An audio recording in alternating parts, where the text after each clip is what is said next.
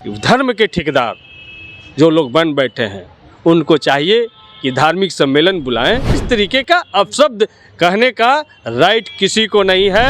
वो दौर निकल गया जब एकलव्य का अंगूठा काटा जाता था। रामचरितमानस पे जो विवाद शुरू हुआ था अब रुकने का नाम ही नहीं ले रहा है। बिहार के शिक्षा मंत्री प्रोफेसर चंद्रशेखर ने जो बयान दिया था, लगा था कि अब जो है मामला रुक जाएगा, पोस्टर वार जारी हुआ, नीतीश कुमार जो है इस पे पूर्ण विराम लगा देंगे।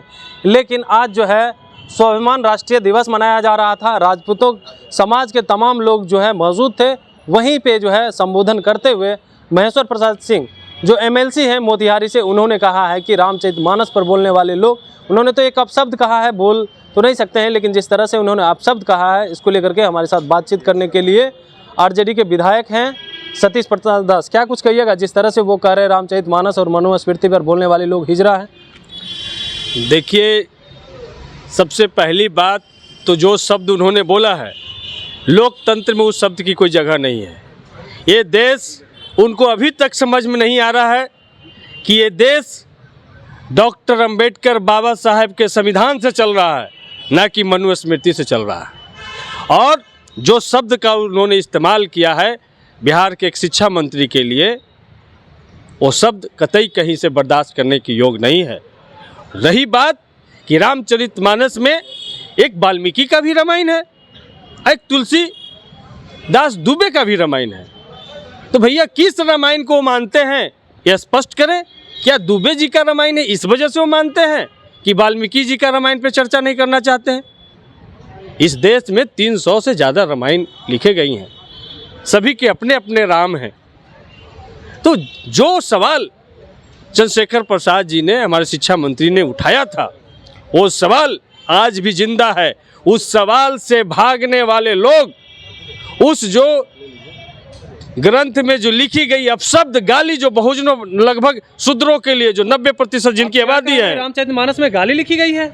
एकदम वो जो क्या है, अधम जाति में विद्या पाए, अही अथा अही दूध पिलाए, ये क्या है भैया?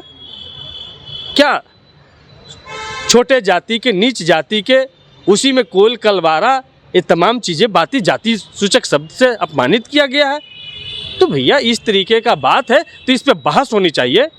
भारत में आपने देखा है कि संविधान में भी निरंतर संशोधन होते रहे हैं और लोगों के लिए जन उपयोग के लिए काम होता रहा है। तो उसी तरीके से धर्म के ठेकेदार जो लोग बन बैठे हैं उनको चाहिए कि धार्मिक सम्मेलन बुलाएं और बुला करके उस पर बहस करें।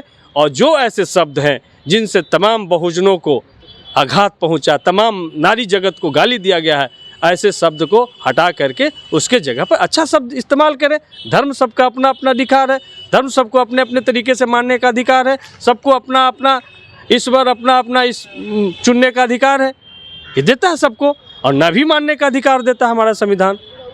तो इस तरीके का अपशब्द कहने का राइट किसी को नहीं है। ये उनको याद रखना चाहिए कि ये वो दौर निकल गया जब एकलव्य का अंगूठा काटा जाता था। अब ये आदरणीय नीतीश कुमार जी और तेजस्वी यादव जी की महागठबंधन की सरकार बिहार में है। अब किसी का ना अंगूठा कटेगा और न किसी का जीभ कटेगा।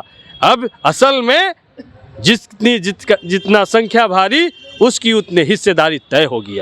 अब जो जातीय जनगणना का रिपोर्ट आएगा, तो जो जगदेव बाबू का सपना था, वो सपना था कि 100 में 90 शोषित है, शोषितों ने ललकारा है, धन और धरती राजपाट में 90 भाग हमारा है, 10 का शासन 90 पर नहीं चलेगा, नहीं चलेगा। अब इसके लाइन पर पूरा बिहार और पूरा देश आगे बढ़ेगा। यही बात तो आलोक मेहता कह रहे थे कि 10% जो लोग हैं वो जो है अंग्रेज का दलाली करते थे, मंदिर में घंटी बजाते। यही शब्द आपने दोहराया है इसको।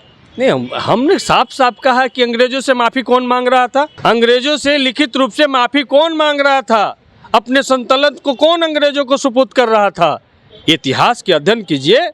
अगर भारत में बहुजन समाज के लोग आगे नहीं आए होते, भारत में तमाम लोग संगठित होकर के नहीं लड़े होते, तो अंग्रेज नहीं भागे होते।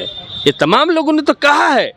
आप गोवलकर जी का जाके देखिए, उन्होंने क्या कहा है कि ऐसी आज़ादी कतई हमें बर्दाश्त नहीं है जहाँ पे दलित, पिछड़ों, अल्पसंख्यकों को बराबर का अधिकार मिलता है। हम उससे अच्छा होगा कि हम अंग्रेजों के गुलाम बने रहें। आप जिस तरह से कह रहे हैं जाति आधारित गणना को लेकर के, बीजेपी तो यही कह रही है कि अब जो है 90 का दशक शुरू होने वाला, जिस तरह से जाति आधारित जनगणना शुरू हो रही है, तो ये जो इससे जो है तो देखिए अब दौर है कि जो मंडल कमीशन की रिपोर्ट जो लागू की गई, आधी रिपोर्ट लागू हुई, अब पूरी रिपोर्ट लागू होनी चाहिए।